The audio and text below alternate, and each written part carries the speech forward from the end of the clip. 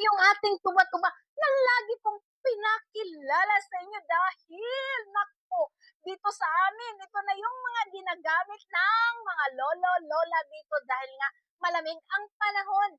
At syempre, kikirot-kirot ang mga dapat kumirot dyan sa ating mga buto-buto. Kaya kailangan yung laging may handa na tuba-tuba, healing pots.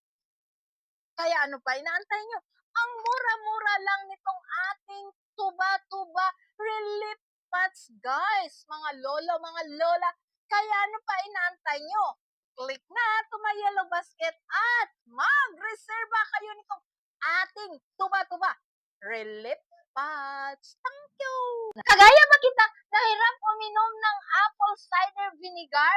Naku, na-discover ko na itong apple cider vinegar ng gawa ng well catcher, guys. At syempre, gamis na siya kaya hindi na tayo mahirapang inumin.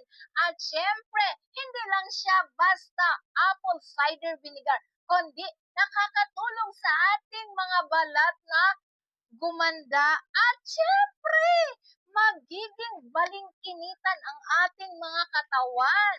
At mayroon siyang 60 gamis na ititik mo ng 2 piraso sa isang araw. Kaya itong isang buti magko-consume sa'yo ng isang buwan. At hindi lang yun, may supplemento na vitamins B9, B12. Kaya ano pa inaantay nyo?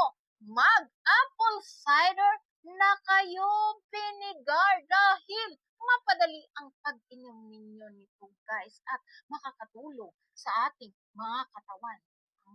Alam mo, leather to, no? Kasi ang kintab-kintab, pero hindi. Nako, kuya, rubber to. Pwede mo tong basain at pwede mo tong isulong sa baha. Alam ko, nagpro-problema ka dahil mabasa yung sapatos mo. Ito na yung sagot dun, kuya, oh. Ang ganda-ganda, malambot sa paa at syempre, may sizes kayong pagpipilian nito. Napakamura, kaya ano pa inaantay mo? Huwag ka nang magtiis na mabasa yung sapatos mong iniingat-ingatan. Ito na yung gamitin mo, komportabling isuot. Nga wala pang t-shirt dyan na dry fit, ano pa inaantay mo, kuya? Napakaganda nitong ating dry fit. Hindi tinipid to, kuya, hindi makate. Papakita ko sa inyo ang tahi niya, no?